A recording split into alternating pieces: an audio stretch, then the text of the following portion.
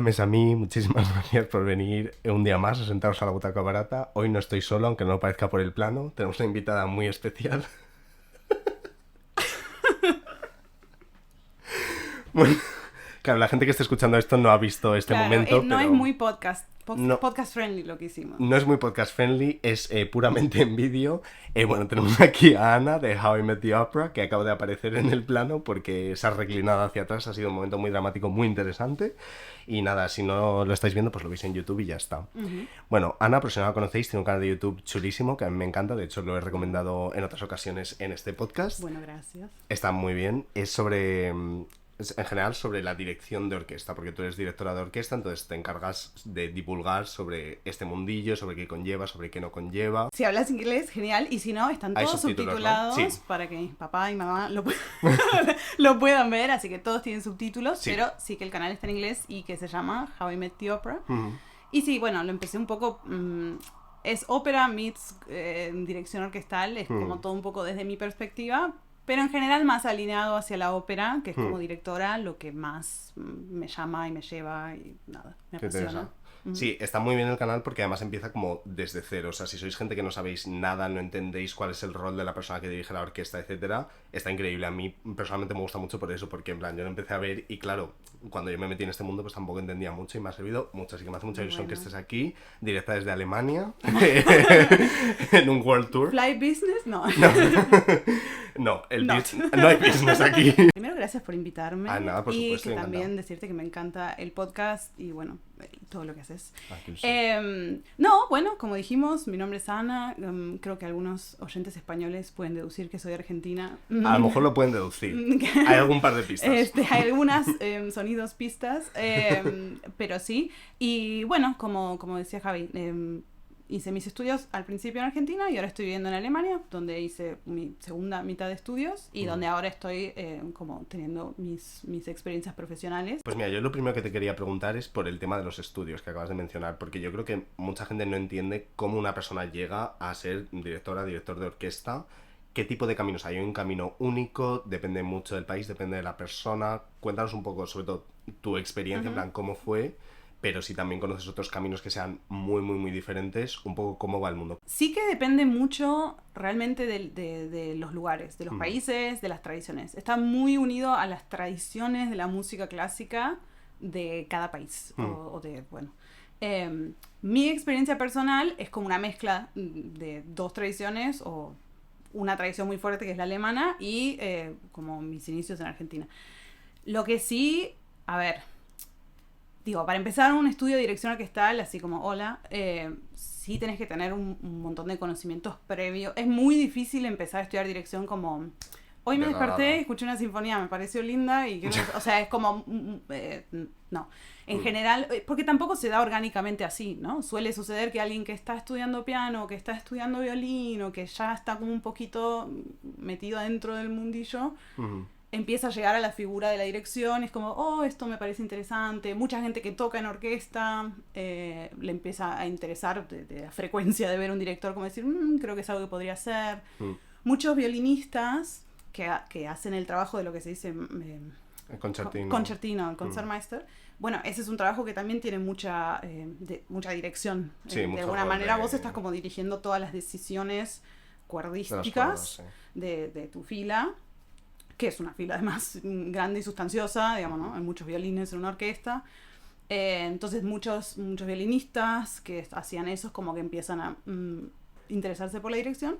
Y después, una vez que uno ya decide, bueno, voy a hacer un estudio de dirección en alguna institución, por decir así, en general es bastante comprensivo. O sea, armonía, como todas las cuestiones de entendimiento básico de música, obviamente mucha historia, mucho todo eso. Y después ya, un poco dependiendo de los países, hay más o menos énfasis en como la parte del piano. Ok. O sea, el piano dirías que es como el instrumento principal que se pide a alguien que dirige. En Alemania, por ejemplo, sí, Vale. diría casi 90%. Ok. En Argentina no tanto. Es como...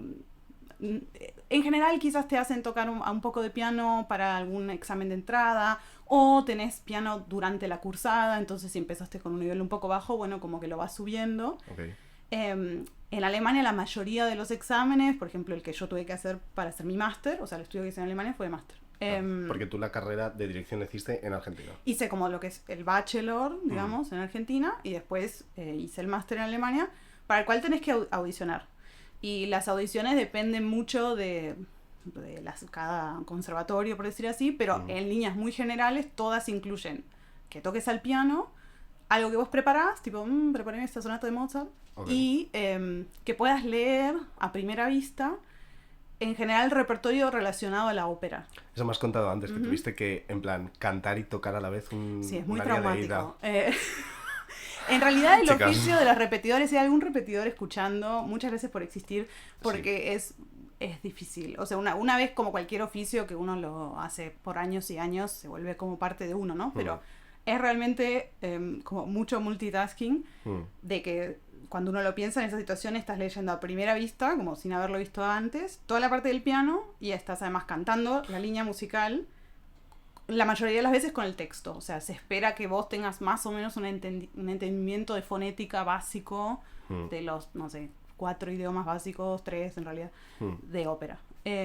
Pero es bueno. un poco como el Circo del Sol de la música, o sea, tienes que estar en una silla como flotando en una... El meme de la matemática, ¿viste? Que es como mirando toda demasiada información. Tal cual.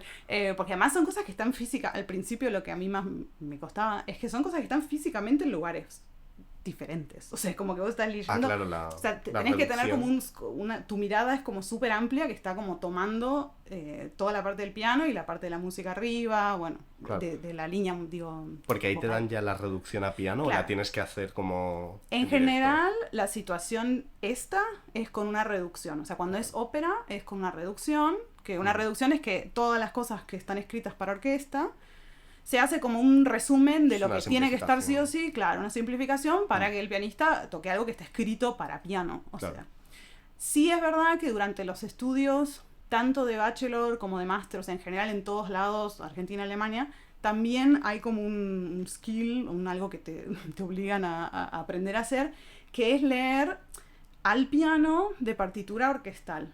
O sea, es decir, te pone una partitura que tiene flauta, oboe, clarinete, todos los instrumentos, y vos estás, de vuelta como la meme matemática, en vivo, haciendo como la reducción. O sea, mirando todo, es imposible tocar todo. Entonces es como que medio, bueno, esta es más o menos la armonía, esta es la línea principal. Veo que la flauta y el violín están haciendo la misma línea, esta es la línea principal, y lo vas como reduciendo medio a vivo. Me parece completamente imposible e inabarcable el poner mi cabeza en una persona que haga eso. Wow. O sea... He oído el dolor en ese susurro. La verdad es que es difícil. El trauma generacional. Conforme pasa el tiempo te vas acostumbrando, también empezás a tener más repertorio como en tu cabeza, en tu vida. Entonces quizás es, bueno, tal sinfonía de Beethoven que ya escuché 100 millones de veces, entonces no estoy leyendo todo de cero en el sentido de que sé por dónde va. Claro. Entonces hay algo ahí que ayuda un poquitito a como fill in the blanks, a completar ¿no? como la tarea de hacer esto en vivo. De cualquier manera, eso es algo que no sirve mucho después para, o sea, leer a primera vista de una reducción de piano, sí, es una tarea que vos podés hacer profesionalmente. Como repetidor. Como repetidor y como esta figura que existe, por ejemplo, en países como Alemania, Austria, que es personas que trabajan de repetidores en los teatros, que también tienen como una obligación o derecho a dirigir. Entonces ahí sí se suele contratar personas que hayan estudiado la carrera de dirección, que además tengan capacidades pianísticas muy altas, y que entonces hacen la repetición de ensayos y en ocasiones dirigen, o si hay música de banda como afuera del escenario, o dependiendo de la situación a veces dirigen alguna que otra función, quizás las primeros 6 funciones del estreno los dirige el director principal, y después como este repetidor. Es más algo que te ayuda primero a leer muy rápido una partitura orquestal y como darte cuenta quién hace qué, dónde, con quién. Y segundo, te ayuda a estudiar en tu casa. O sea, porque te pasa mucho eso, que cuando estás en la facultad o en la universidad, en general accedes a, dependiendo de la universidad, prácticas con orquesta, que suelen ser los mismos estudiantes que a su vez tienen práctica orquestal, entonces vos practicas ser director mientras ellos practican ser músico de orquesta. Claro. y hay proyectos y conciertos. Supongo que en algunos lugares esas orquestas son más como contratadas, o sea, como pues, músicos que los contratan para que haya alguien con quien practicar. Pero salvo esas instancias, después es como muy difícil practicar la dirección, porque en mi cuarto no hay orquesta. Eso es una cosa que yo te quería preguntar, porque claro, tú cuando estás estudiando esto, evidentemente toda la parte teórica, toda la parte de armonía, toda la parte de tal, te la puedes practicar tú en tu casa y estudiártela. Pero ¿cuántas oportunidades tienes realmente durante los estudios de ponerte delante de una orquesta y realmente hacer el trabajo para el que se te va a contratar luego? Pocas. Hay mucho dolor en tus palabras hoy. Queridos oyentes. No. Es por el calor. Claro. Claro. No es por las cantidades de oportunidades de dirección que tenemos. No, sí, es verdad que es difícil. Es algo que uno aprende mucho mientras lo hace. Claro. Entonces, conlleva cierto tipo de, no diría presión, pero como que cada oportunidad, incluso laboral, que uno empieza a tener al principio, uno está como quizás que hace 2 meses fue la última, o 3, claro, o más o menos, depende, bueno, pandemia, etcétera, ¿no? Mucha. Pero entonces, bueno, como que uno va así de a pasos. Sí, a ver, o sea, bueno, una opción muy típica es gente que se arma un ensamble. O sea, yo en Argentina antes de mudarme he hecho eso, conseguí un subsidio de como un dinero, digamos, del Estado, cultural, armamos proyectos, hacíamos conciertos y bueno, esa es una manera bueno... Claro, pero eso tiene que ser una iniciativa tuya de claro, que pues, sí, voy a sí. coger esta persona, hacemos una orquesta propia y nos buscamos la vida, ¿no? Es que iniciativa es algo que uno necesita mucho para abrirse, porque sí, realmente hay muy poco que está como ahí sentado esperando que uno vaya y lo tome. O sea, como que realmente son oportunidades que son pocas, que como te digo, también cuando viene uno las tiene que aprovechar mucho, o sea, no hay mucha chance de decir, bueno, esto lo hago más o menos porque no, o sea, como todo tiene que ser aprovechado mucho. Pero bueno, está esta opción de hacerse de las orquestas. Después depende de los países. Por ejemplo, Alemania tiene muchas orquestas de gente que no es música, entre comillas, o sea, no es música profesional.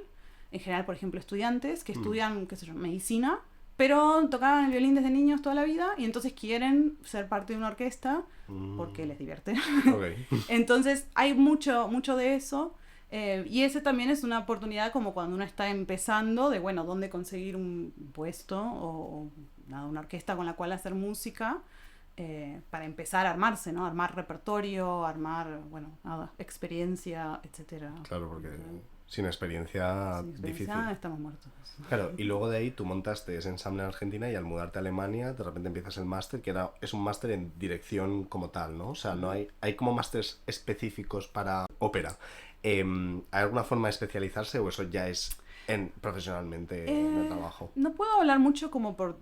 es que no sé, quizás como en Chile, según tu o sea, como esto es experiencia sorry si única, alguien claro, que estoy contradiciendo, pero de lo que yo conozco hay algunas especializaciones más que tienen que ver con música contemporánea. Okay. Claro, porque es otro... Pero tampoco en todos lados, o sea, por ejemplo, donde yo estudié, no, era como máster de dirección orquestal y punto basta. Hay algunas especializaciones en ópera o títulos como medio así, que yo sé que hay en Francia, pero sí es cierto que, por ejemplo, si uno va a estudiar a Alemania, vos podés orientar tu estudio más hacia la ópera. Porque, por ejemplo, yo como requerimiento en mi máster, o sea, los másters tienden a ser bastante flexibles en lo que te obligan a hacer, por decir así, porque... Como que el nivel máster, la idea es que vos ya te estás especializando, entonces no tenés un montón de materias obligatorias, claro. Sí. Pero las que sí son obligatorias es, bueno, dirección orquestal, obvio, qué sé yo, y repetición. Repetición es obligatoria para todo el mundo. O sea, ir y tener clases con un profesor que se dedica a eso, en el cual lo que más hacíamos, yo en particular, porque yo esto no lo había hecho tanto en Argentina, porque no es tanto parte del currículum. Es hacer muchas como cosas típicas de ópera que además se suelen pedir para audiciones. Entonces, ¿tipo? Como el comienzo de Electra, con las 5 señoras. Con las las Megde, no sé. Bueno, como empezar a preparar como lo que es el repertorio, o sea, lo que va a aparecer en tu vida si trabajas de repetidor o si después querés ir a audicionar para trabajar de repetidor. Esas cosas tienden a ser como bastante estándar, o sea. Entonces, bueno, era ir a clase y tocar el piano y cantar las líneas y bueno. Y después hay mucha adaptación al perfil individual. Como que quizás sos un pianista exquisito que tocas todas las notas, bla, bla, bla. Pero al final del día lo que es necesario para un repetidor es hacer algo que sea útil para los cantantes. Y como entender como qué necesita este cantante acá para poder hacer el ensayo bien. O sea, el repetidor está en los ensayos únicamente, ¿no? Bueno, el repetidor, no lo hemos explicado por si alguien no sabe lo que es. Lo siento, querido público. No. O sea, bueno, es que como hay gente que sé que escucha que no sabe tal, un repetidor es una persona que se encarga en los ensayos a estar al piano para hacer pues la reducción orquestal para que pues los cantantes tengan algún tipo de acompañamiento. O sea, básicamente, si fuésemos todos ricos, tendríamos una orquesta tocando las 6 semanas de los ensayos para una producción, pero no lo somos. No hay dinero, no da logística, y menos con el COVID. Y además la verdad es que también sería aburrido para todas esas personas de la ópera, porque hay de la orquesta, porque hay mucha repetición en lo que es toda la parte escénica, la preparación escénica. Hay mucho que tiene que ver con caete para este lado sobre la cama y hace esto y salí por esta puerta, como no, o no sé, la psicología del personaje, hay un montón de cosas que Claro, porque son paramusicales. Claro, hay ensayos que son más de la parte teatral, Claro. hay luego ensayos de la parte musical, luego hay ensayos que se unen, entonces no puede estar todo el equipo todo el rato a la vez porque es que sería tener una orquesta imposible. de 60 personas sentadas mientras ensayan algo escénico. Como te vas a tomar el veneno, pues. Exacto, como mueres en escena, no tiene sentido. Entonces, en vez de tener esa orquesta, se tiene al repetidor, que es el señor o señora orquesta, que toca estas reducciones. Entonces, bueno, nada, un poco el trabajo también es entender qué necesita el cantante. Hay veces que no necesita todas las 100 millones de líneas, sino que la armonía muy clara, que esté la línea que más se reconoce, o lo mismo, uno no tiene que cantar todo sí o sí para mostrar como que uno lo puede hacer, sino es más que nada como, bueno, si yo sé que la cantante entra después de que el tenor canta estas palabras, canto estas palabras para que tenga la referencia y pueda entrar, por ejemplo, si el tenor no está en ese ensayo. Cosas así, como entender qué necesita el cantante y ir adaptando un poco en base a eso. Claro, yo creo que eso tiene que ser luego muy útil a nivel dirección, el haber tenido esa experiencia directa con cantantes, y tú además también has estudiado canto, me estabas contando antes que tal, entonces al final es una amalgama de conocimientos que tienes que tener enorme de todo lo que involucra una orquesta, todo lo que involucran los cantantes, o sea, me parece completamente desquiciado. En el mejor un poco sentido. Insane. Sí. I'm so crazy.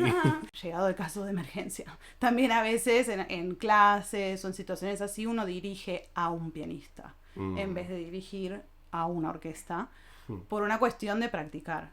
Pero bueno, es casi como la Matrix, porque es como cosas que no son reales. O sea, claro. Hay veces que hay dificultades que no existen en el piano. O, no sé, el corno puede o sea, tiene lo más típico. Hay como una cosa en música que es fortepiano, que es que vos haces algo muy fuerte y después pasas a piano. Eso es algo que el piano, el instrumento, no puede hacer. Vos tocas la nota, se tocó. No podés cambiar como un tipo DJ y poner más fuerte, más bajo en esa misma nota. O sea, está tocada, ya fue. Claro. Eso sí es algo, por ejemplo, que cualquier instrumento de viento sí puede hacer. Entonces, cuando uno estudia dirección y dirige a un pianista como para practicar, está bien, hay muchas cosas que uno puede ganar y bueno, es mejor que nada.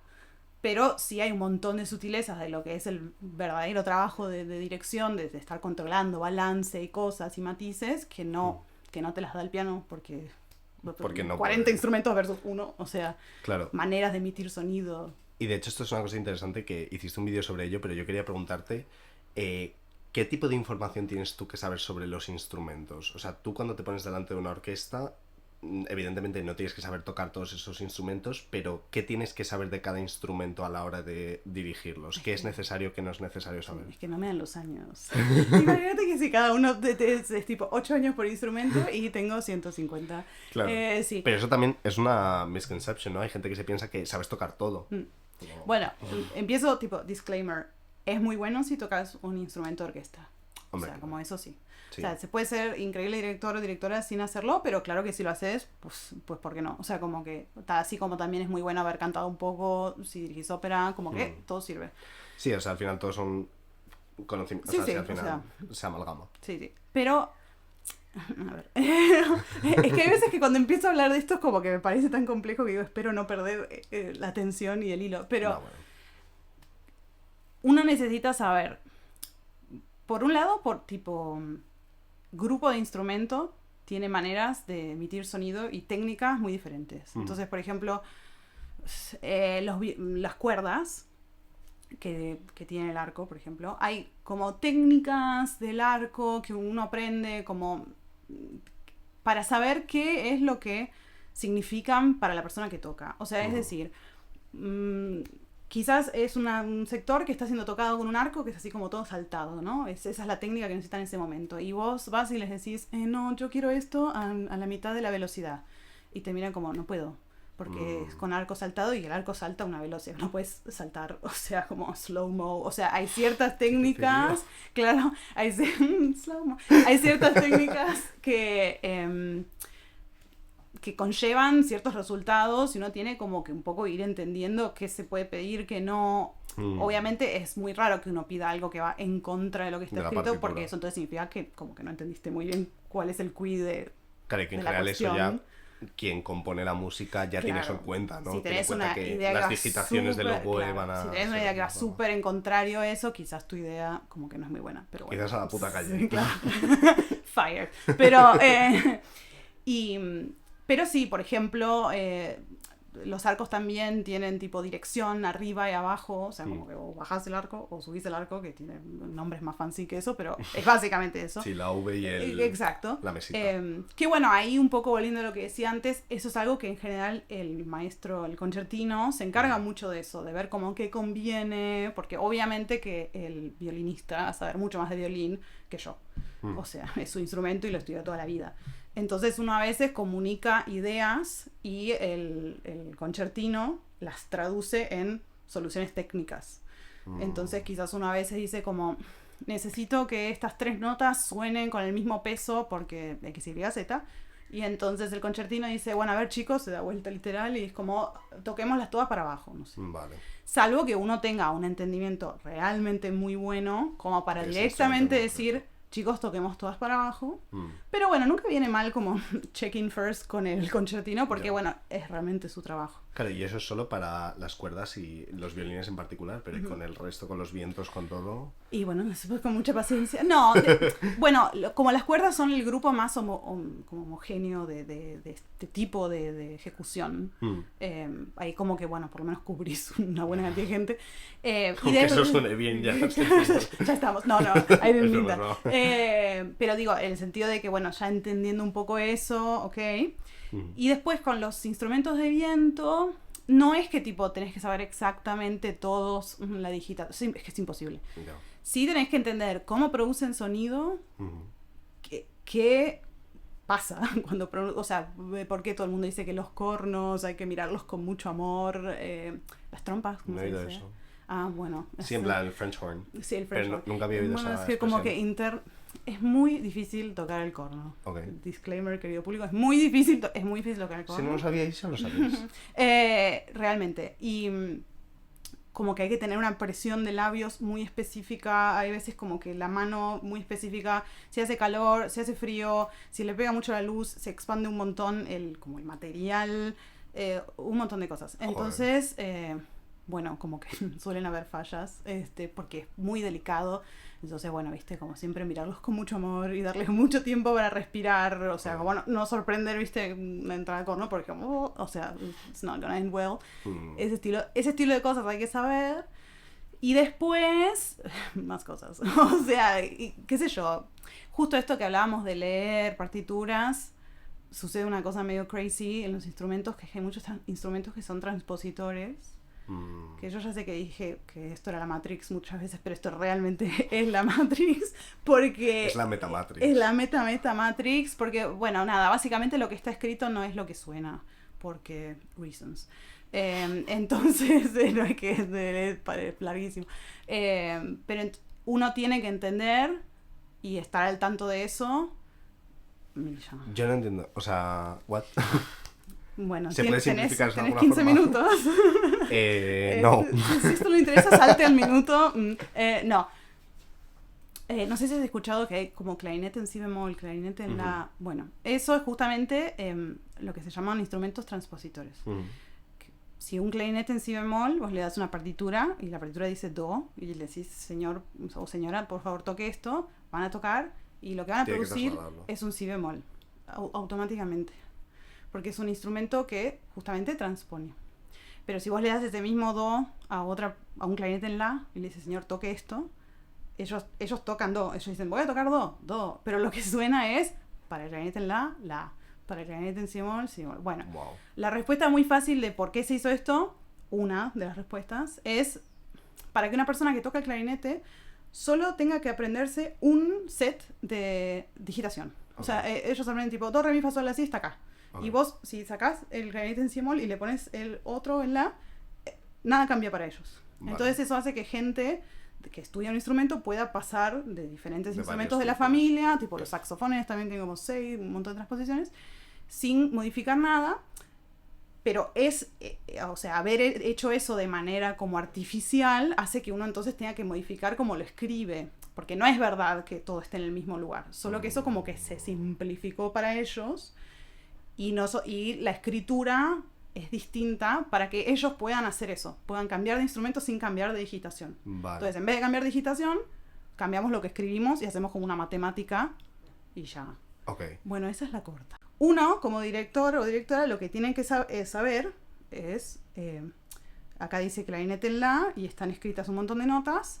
Bueno, eso no es lo que suena. Eso no es la, vale. O sea, eso es lo que yo le di a esta persona a tocar, pero va a producir, dependiendo de cada instrumento, un sonido que está a una distancia random. Entonces el clarinete en si bemol todo suena un tono abajo, el clarinete en la todo suena una tercera menor abajo, el corno en yo qué sé suena una quinta abajo. Pero no es que esté mal, es que simplemente está escrito así. Está escrito así, es como un código secreto raro, sí. O sea, como si yo te digo tipo todas las letras del abecedario son la letra que está abajo. Entonces para decirte acá te digo da, y vos te das cuenta, ¿no? Es como, vos haces como un cálculo. Qué buena analogía. Está muy bien esto. y entonces, bueno, eso fue como una solución para simplificar como toda esa familia de instrumentos. A los instrumentistas. Pero para los directores no nos... súper bien y súper corto. Bueno, gracias. Pero a los directores no nos simplificó nada. Porque de repente podés tener, por ejemplo, como que en ese momento solo suena la nota do, tipo, toda la orquesta tocando do, y vos ves que hay un montón de instrumentos que dice otra cosa, pero sí suena do. Pero está sonando. Entonces, bueno, son más cálculos mentales. Wow. Pero uno nada, es como cualquier oficio. Sí, se aprende haciendo. Sí, como para mí ser un cirujano también es una locura, es como, wow, estás abriendo a alguien y cortando órganos, entonces como que todo el mundo, no sé, como que te acostumbras a hacer esas cosas. Sí, todo tiene sus dificultades. Sí. Y una cosa que has dicho antes que me parecía interesante es el tema de las audiciones. ¿Cómo funciona el tema audiciones siendo directora? O sea, ¿qué tipo de cosas te piden? ¿Qué tienes que hacer en una audición? ¿Cómo demuestras que sabes hacerlo? O sea, en general el primer y una de las dificultades más grandes de empezar como con la carrera es que muchas aplicaciones, no sé si... solicitudes. Sí, para un empleo o para un puesto o para competencias, hay competencias de dirección, piden, da una carta de recomendación, una carta tuya de motivación diciendo por qué te interesa esto o aquello. Sí, hay veces es como, porque quiero trabajo, no. Pero tengo una pasión por pagar el alquiler. Sí, me apasiona pagar mis cuentas. Me apasiona comer garbanzos. Sí. Pero una de las cosas que te piden muy en general es videos dirigiendo, que es difícil a veces como tener, y además a veces tienen que estar al día, como de no más de 2 años, de no más de, yo qué sé, cosa que con la pandemia se hizo muy compleja para mucha gente. Claro. Pero bueno, muchas veces eso es lo que uno manda para una aplicación de trabajo o solicitud de trabajo, y después dependiendo de qué sea ese trabajo el que uno está aplicando, la audición es distintas cosas. O sea, en general puede ser dirigir un ensayo, te avisan el repertorio unas semanas antes y bueno, te dan una cantidad de tiempo y tenés que ensayar como si estuvieses trabajando. Nada seguido de alguna entrevista. cuando ya son puestos, digo, cuando ya estás quizás más avanzado en la carrera y son puestos más, como digamos, en teatro, como jefe de música del teatro, o sea, no, director musical de teatro, Sí, cosas como así. ya la primera figura. Más que eso, en general se empieza como a trabajar mucho con algún director, como que o directora lo invitan, hacen varios conciertos como director o directora invitado, y ahí como que van viendo si hay buena onda con la orquesta, si funciona bien. A veces hacen eso con 2 o 3 por un periodo de tiempo, hasta que algunos como... En muchos lugares las orquestas tienen voto, en otros no, depende mucho del teatro. Creo que la Ópera de Berlín, que en un momento estaban buscando director, no, la Filarmónica de Berlín, que era muy chistoso Sí, porque son cooperativas, ¿no? no sé cómo desde el punto de vista legal, la verdad. Creo que es que algunas orquestas son cooperativas, la Filarmónica de Londres creo que también es así, y ellos son quien dirige, o sea, quien elige al director o directora Bueno, musical. la Filarmónica de Berlín también era así, pero era muy chistoso porque hacían algo como el Papa, que tiraban tipo humo si habían dirigido o no habían elegido, me acuerdo en su momento. ¿En serio? Vamos a fact check this, pero estoy casi segura que sí. Y si no ponemos No, un no vamos a disclaimer. fact check. No fact check. Nos gusta esta fantasía. Yo lo vi, en plan, estaba enfrente. Pero estoy casi segura que sí. En plan, humo morado si no la han elegido. Como algo así. Sí, ¿cómo es lo del Papa? Que sale blanco. Algo Sí, sale como, que si no... No es exactamente, que pero si no eligen como, Papa, sale un humo. Sí, cuando se reúnen los cardenales para elegir al Papa, dependiendo del color del humo significa que no lo han elegido, que un día más, no sé qué. Porque estuvieron un buen tiempo y la gente sabía que había como 4 o 5 candidatos que eran como... Nada, los que quizás... Pero eso ya es en un punto más como... estrella, directores conocidos, Sí. donde ando yo, estamos ahí mandando videos. Okay. Y bueno, y después en general sí, ensayar. Y después hay muchos otros caminos, por ejemplo las competencias, más que nada las competencias que después te ofrecen trabajo. Por ejemplo, una de la Sinfónica de Londres, justamente, el ganador o ganadora de la competencia asiste la orquesta por un año. Entonces es una experiencia increíble a la que es muy difícil llegar de cualquier otra manera. Claro. Y de vuelta, hay orquestas que tienen puestos de asistentes que están todo el tiempo como llenando, y hay algunas que no. O sea, es completamente, no sé si random, pero... Claro, ¿y cuál es exactamente el rol de un asistente? ¿Es sobre todo ayudar a los ensayos, ayuda a tomar decisiones también, o solamente está como para apoyar las decisiones de quien dirige oficialmente? Tú has hecho este trabajo de asistente, sí, ¿verdad? En general, bueno, claro que depende mucho de las instituciones y del director o directora titular, claro. Pero si sos asistente de una institución, de orquesta tal, en general es, bueno, por empezar, estar medio siempre como cover. O sea, como estar al tanto del repertorio, de que si llega a pasar algo, de que se enferma el director o directora que tiene que estar, que vos puedas saltar y reemplazar. Que con la pandemia ha sucedido mucho. Que eso es algo que... ¿Alguna vez a tu favor? Sí. Gracias, y esperemos COVID. que nunca me conten. Pero... que eso es algo que era más normal quizás en el mundillo de la ópera, que pasa mucho que haya covers y que una cantante, digo, como trabajan con la voz, que es muy sensible, muchas veces se enferman y no pueden, digamos, previo a COVID quizás un director con un resfrío puede un poquito dirigir, pero un cantante no puede cantar, entonces es algo más común en el mundo, así como los cantantes, se está haciendo un poco más común con esto de la pandemia, también por viajar, cancelaciones, ¿no? Bueno. Claro. Pero para volver, el asistente, bueno, es cover. En general, si sos asistente en una orquesta, te suelen dar como conciertos educativos o los conciertos que son para niños, como que te dan conciertos un poco menos como de riesgo, por decir así, un poco low profile, porque bueno, te estás como todavía formando, sos joven, o sea, entonces tendés a dirigir algún que otro concierto como de esa línea de la orquesta, y después el trabajo con él o la directora es mucho, o sea, el director o la directora tienen un muy buen puesto para agarrar el balance, que es un poco el sentido, o sea, un cornista, un trompetista que está sentado, no escucha nada, o sea, se escucha a sí mismo, escucha un poco lo que está alrededor y ya, o sea, no puede decir muy bien si está bien en el equilibrio de las voces, o sea, como es muy, nada, no se sabe. No. Entonces el director o la directora tiene un buen puesto, pero el mejor puesto es el del asistente que está en sala. Entonces el asistente está en la mitad de la sala, como si fueras un oyente, y pasás notas de balance, como especialmente si es, no sé, concierto para violín y orquesta, bueno, a ver si en algún momento la orquesta está como comiéndose el violín a nivel sonido, como que está sucediendo. Si no, balance de que, no sé, puede que haya un solo de flauta en ese momento de la sinfonía y se está escuchando poco, como de ese sentido. Y también tomar notas porque la verdad es que cuando uno está parado en el podio está haciendo tantas cosas que hay veces que se te pasan. O sea, incluso que escuchaste algo y querías corregir y para el momento en el que paraste, como escuchaste 5 cosas más, esa te la olvidaste. Son muchos estímulos. Claro, entonces como tomar notas de todo lo que uno como asistente escucha, lo que uno quizás corregiría si estuviera dirigiendo, después juntarse con él o la directora y decir, mira, escuché esto y esto. Y en general ahí suele haber como, ay, sí, esto también yo lo escuché, pero bueno, no llegué a decirlo, como, nada, hacer como un apoyo. Sí, un segundo ahí, porque sí, estás escuchando mucho más tranquilo cuando estás sentado en sala y cuando estás como multitasking. Claro. Así que sí. Total. Otra cosa que hemos hablado antes, bueno, fuera de cámara, es que tú has hecho el trabajo de apuntadora, que también es un poco como de asistente musical, pero a mí es un trabajo que me parece súper interesante. Me leí un libro del apuntador del Liceu y quería que nos contaras un poco cómo funciona eso, porque el apuntador, por si alguien no lo conoce, es la persona, o sea, si veis en un teatro de ópera que hay como una cajita al principio del escenario, es porque ahí hay una persona dentro siendo como una especie de segundo director-directora. Entonces, ¿ese rol es más o menos el mismo que el de un asistente? Porque al final estás asistiendo a la dirección musical principal, pero de otra forma.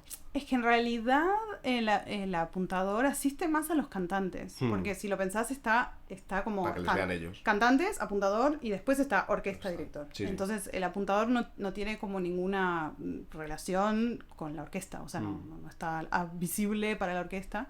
De hecho, en esta cajita que decís, suele haber como un in de sonido y una pantallita en la que ves al director para ver un poco, estar como coordinado. Se supone que es una pantalla como segundo a segundo que te está mostrando como en vivo. Sí, esos siempre son señales analógicas, porque las señales analógicas no tienen ningún tipo de delay. O sea, siempre con lo digital a lo mejor hay como 2 milisegundos, que 2 milisegundos en música es 8 años. Sí.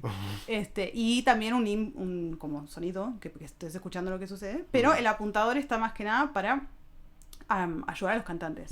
En materia de texto, que en general, si escuchás grabaciones de Calas muy, muy viejas, hay algún que otro apuntador que estaba teniendo un mal día muy fuerte. Entonces, antes de que entra a cantar Calas, escuchás tipo Donko y después la escuchás a Calas cantar Donko. O sea, como realmente... ¿Hay alguna concreto que supieras apuntar? Me voy a fijar y lo ponemos en la descripción o en algo. Porque hay varias. Bueno, eso no. O sea, se supone que es como un fine line, como encontrar cómo hacer que, o sea, te tiene que escuchar el cantante porque si no, no sirve. Pero no te tiene que escuchar nadie más porque si no es un poco embarazoso. Claro. Entonces, bueno, es dar los comienzos de líneas y un poco estar dando también las entradas para los cantantes. Pero bueno, eso también se va haciendo como que es muy fluido, como el trabajo en el sentido de que ya venís quizás ensayando con esos cantantes y sabés quién necesita, porque como que le da seguridad que alguien le dé una entrada, quién no necesita y de hecho quizás hasta le molesta un poco. Quizás hay un cantante que lo reemplazaron de último minuto y entonces por eso está muy inseguro con la letra y entonces se dosifica, ¿no? No es que estás todo el tiempo como una máquina tirando cualquier texto, porque también hay momentos en el que no puede suceder. O sea, si tenés 5 personas haciendo comentarios, o sea, como que físicamente no da el tiempo de a todo el mundo darle sus palabras. Entonces es mucho como de tener tacto, ir viendo dónde falta, dónde sirve, quién pide. A veces que un cantante viene y dice tipo, por favor, dame, porque no sé, o está teniendo un mal día, o depende mucho de qué tipo de repertorio, si es muy difícil, o si es, no sé, la Traviata de todos lo cantaron 1000 veces. También depende mucho de esa función, qué tipo de función es. Porque si es un estreno de algo que vienen ensayando hace 6 semanas todos juntos, bueno, quizás está muy aceitado. Si es una función de repertorio que llegaron todos hace 2 días, ensayaron un poquito y ya van, porque las funciones de repertorio tienen un cronograma de ensayo como más fugaz, como allá vamos. O sea, sí. Entonces ahí quizás sí, bueno, es un poco más necesario dar más texto, dar más entradas, porque vienen ensayando menos, se conocen de hace menos entre ellos, se aprendieron la puesta escénica hace menos tiempo, etcétera. Pero sí, es divertido, porque además... ¿Ese trabajo te gusta? Es lindo porque como que los cantantes te quieren mucho. Entonces es como Me gusta que me quieran. todo lo positivo sin lo negativo de a veces como, qué sé yo, cuando uno está en la dirección hay más como... como friskness, ¿cómo se puede decir? Fricción. Eso. Ay, perdón. Nada. No, bueno, Muchos qué sé yo, idiomas, es como chicas, inherente, sí. Así que es como un lindo trabajo porque estás ahí como ayudándolos y están todos muy contentos. Ah, qué guay. Sí.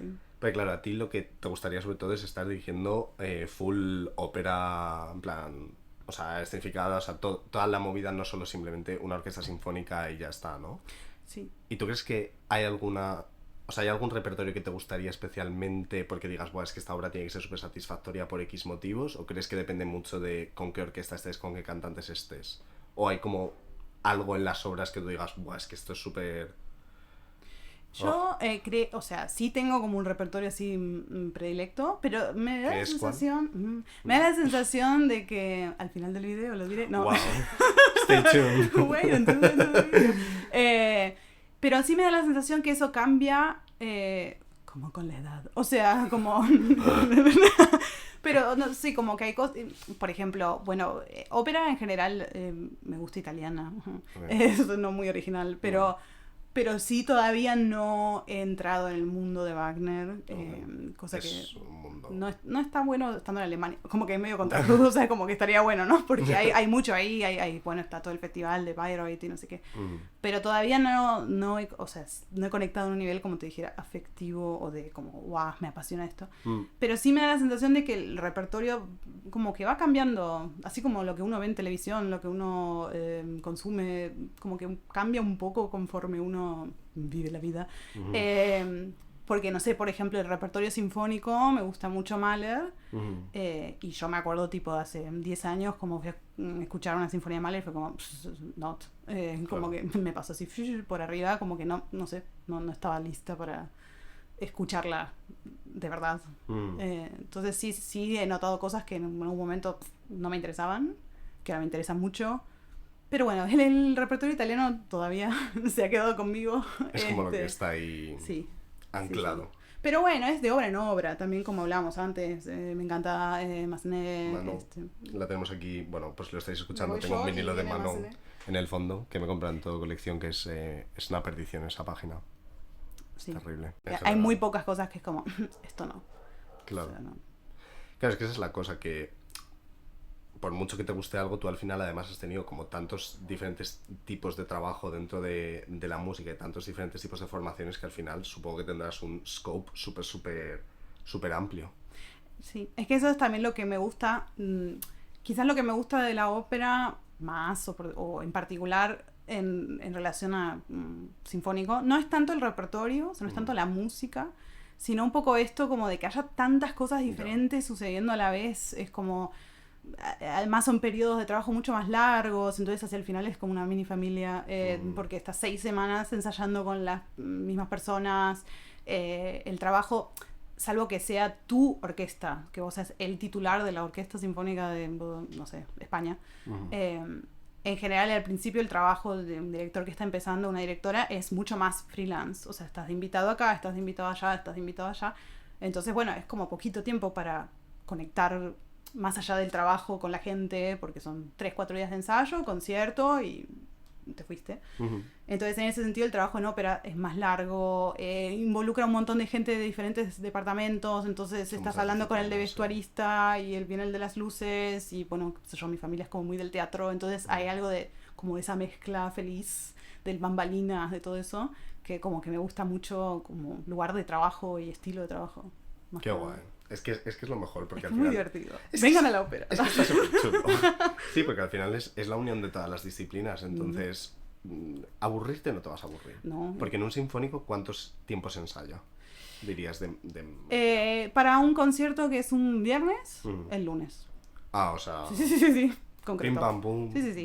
En general, horario mañana-tarde, o sea, 3 horas a la mañana, alguna pausa, 3 horas, algún otro horario más tardío. 3 horas es el estándar. Okay. Sí. En general. Porque, bueno, también cuando te fijas, una orquesta sinfónica tiene una regularidad más o menos de un concierto cada 2 semanas, diferente, o sea, tienen que tener ese ritmo. Ujú.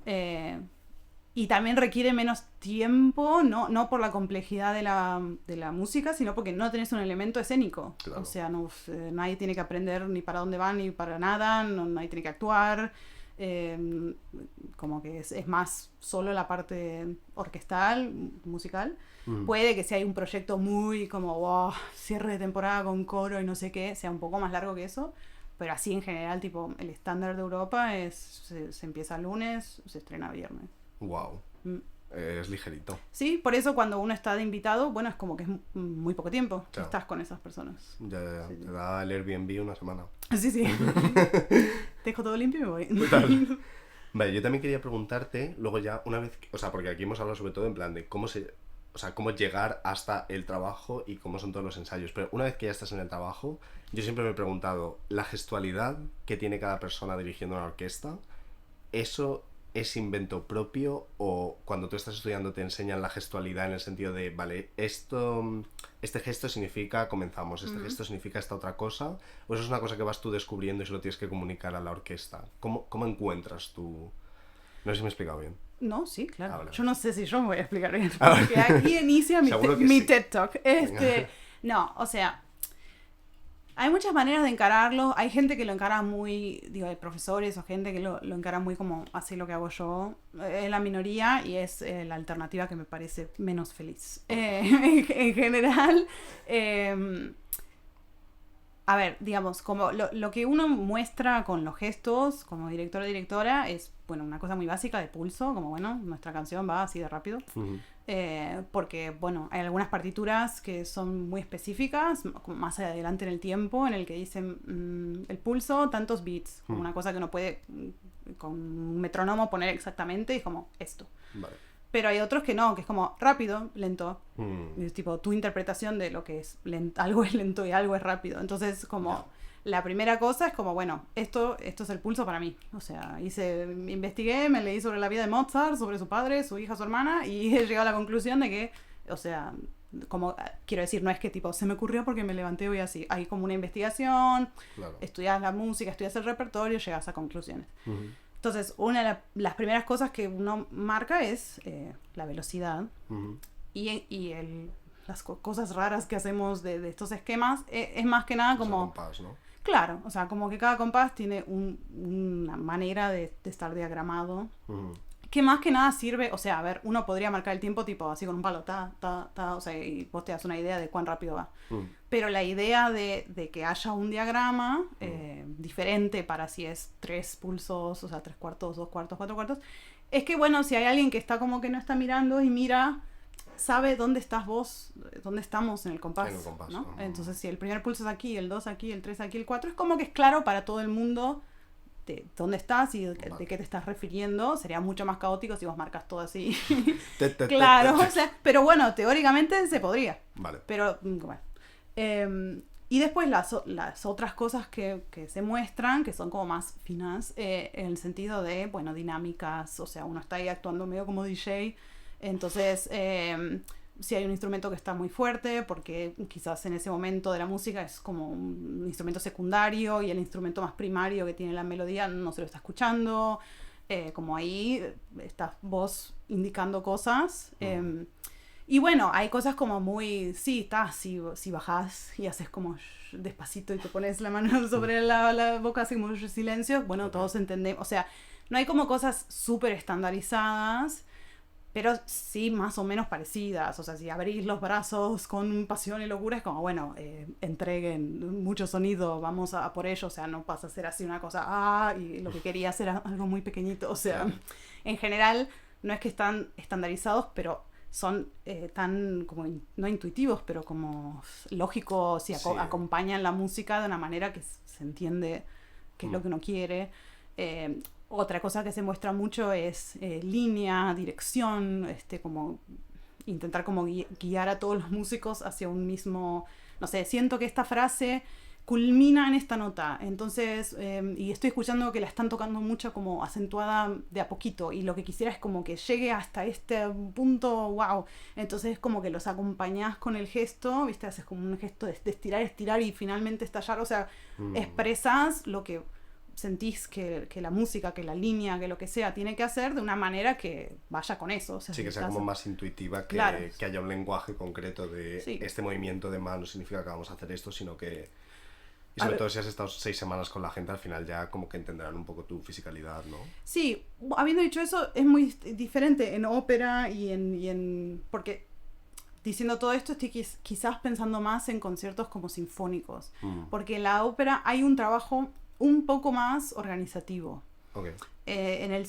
Básicamente por la distancia que tenés entre la gente que está en el escenario y el foso, hay como un trabajo que es bastante de unir. A veces en el escenario no se escucha muy bien lo que está pasando en el foso, estás atrás de todo.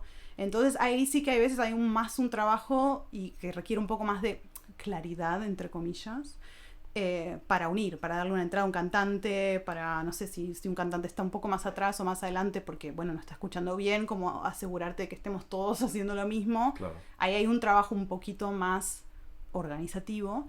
Si estás trabajando más con una orquesta y es una orquesta profesional, obviamente que hay una cantidad de trabajo diferente, orquestas amateurs, orquestas estudiantiles, pero si es una orquesta profesional y están tocando la quinta de Beethoven, lo más probable es que no necesiten de tu dirección para saber dónde están, o para saber cuándo entran, o porque son profesionales y lo tocaron un montón. ¿Y entonces para qué te necesitan? No me necesitan. En dos podcasts. Ahí lo que más aporta es como esta palabra que odio, que es tu interpretación, pero sí esto de balance, de línea. O sea, es muy, a veces cuando uno ya escucha mucha música, es muy sorprendente como a veces una frase muy simple suena muy diferente porque hubo una idea atrás de la frase diferente. Entonces, no sé, esta marcha para mí simboliza lo que sé. Entonces, quiero que todas las notas que toquemos estén muy acentuadas, todas por igual. Y después viene una persona y dice, no, yo veo esta frase como algo que empieza acá y de a poquito va creciendo hasta aquí. Entonces, por favor, no acentúen nada al principio y después, o sea, como un poco... bueno, es como cualquier cosa que se interpreta, ¿no? Como el teatro, como una regie, es como ¿por qué seguimos haciendo Romeo y Julieta después de 100 millones de años? Porque aunque... Algo nuevo habrá que encontrar. Claro. Hamlet, ponele, no sé. aunque el texto es igual y siempre decimos lo mismo, o sea, las notas no cambian, sí que como diferentes maneras, sin cambiar las notas, sin cambiar lo que está escrito, de interpretar eso. Entonces ahí ese es el trabajo que haces, y bueno, y también un trabajo más sí, de balance, de cosas que los músicos no pueden darse cuenta, como te decía, que la trompeta no escucha nada, claro. O sí, quizás alguien necesita una entrada, o puede ser una obra contemporánea, estreno mundial absoluto que nadie conoce, y ahí sí vuelve a ser un trabajo un poco más organizativo, por eso realmente depende. Pero si es una obra que nadie escuchó nunca en la vida, es como están todos como yo entro donde vos más o menos me digas. O sea, claro. No es lo mismo entrar en el solo de trompeta en la quinta de Beethoven que entrar en algo que no escuchaste nunca. Claro. De hecho, tienes un vídeo muy interesante sobre esto en el que comparas, creo que era Bernstein dirigiendo una orquesta con otra persona, que era la misma pieza dirigida por dos personas y realmente sonaba como si fueran piezas completamente diferentes. Así que os recomiendo mucho esto porque entiendo que puede sonar así un poco abstracto lo de la interpretación, no sé qué, pero ese vídeo está súper bien porque que lo escuchas, o sea, dices, joder, es la misma pieza, escucho que son las mismas notas, pero es que parece otra cosa totalmente. Sí, y es que por eso también lo hice. Joder. Pero no, porque me pasaba esto de que cuando lo querés explicar, parece que estás hablando de una mística de la interpretación, y en realidad la interpretación son decisiones súper concretas, como muy basic, claro. Pero que puestas una al lado de la otra, llevan a algo totalmente diferente a lo que hace otra persona. O no, quizás tenés justo la misma opinión de esa otra persona. Claro. En ese video yo justo elegí dos directores que habían elegido tipo el sol y la luna como cosas muy diferentes, y entonces se nota mucho, pero esto que te digo, desde dirección de frase a, no sé, viste, uno de repente pone un acento súper random en una nota que el otro no, pero bueno, cosas así hacen que realmente sea muy diferente la dirección. Bueno, salvo que, como te digo, justo sean dos personas que son muy alike, sí. Pero no suele pasar. Perfecto, pues oye, yo creo que ya hemos hablado suficiente, hemos hablado como 1 hora, así que yo creo que Ha sido Qué muy cosa. interesante, o sea, te haría 1000 preguntas más, pero yo creo que la gente querrá seguir con su vida.